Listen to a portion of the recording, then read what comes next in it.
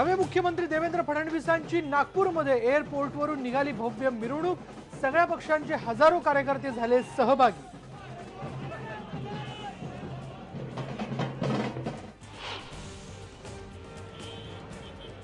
देवेंद्र फडणवीसांनी दिली हेडगेवार स्मारकाला भेट, तर दीक्षाभूमीवर बाबासाहेब आंबेडकरांना करणार अभिवादन, घराबाहेर घेणार समर्थकांची भेट।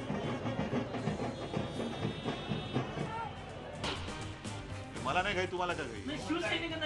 शिवसैनिकांना पण घाई नाही। शिवसैनिका लढणार आहे आणि तो जर लढणार नसता तर माझ्यासोबत उभा नसता राहिला।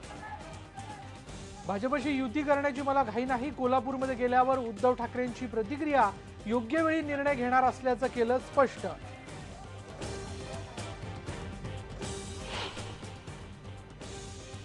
पंतप्रधान कार्यालयाच्या धर्तीवर राज्यातही मुख्यमंत्री कार्यालय उभारण्याचा नव्या मुख्यमंत्र्यांचा मानस। पंतप्रधानांचे विश्वासू ऑफिसर संजय जोशींवर असेल जबाबदारी। या तपासाला वेग येईल आणि लवकरात लवकर त्या व्यक्तीचा सुगाव लागून त्याला पकडून फास्ट ट्रॅक कोर्टमध्ये नेऊन या कुटुंबियावर झालेला अन्याय भरून काढून त्या माणसाला फाशी द्यावी। जवखेड हत्याकांडाची सरकारनं गंभीर दखल घेतली आहे। पोलिसांनी सर्वाधिकार वापरावे। पंकजा मुंडेंनी जवखेडमध्ये केली घोषणा, तर हत्यारांचा शोध घेण्यासाठी उपसला जातोय विहिरींमधला गाळ।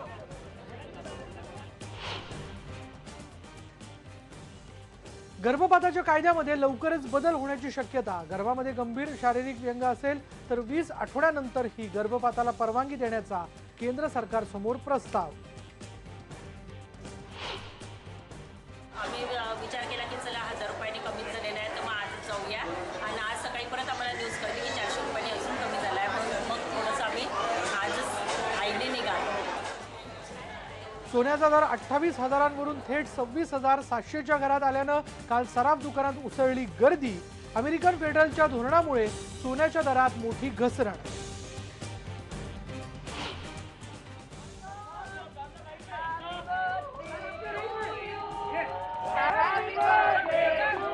आणि सुपरस्टार शाहरुख खाननं साजरा केला 49वा वाढदिवस। मन्नत बंगल्यावर पत्रकारांसोबत कापला केक।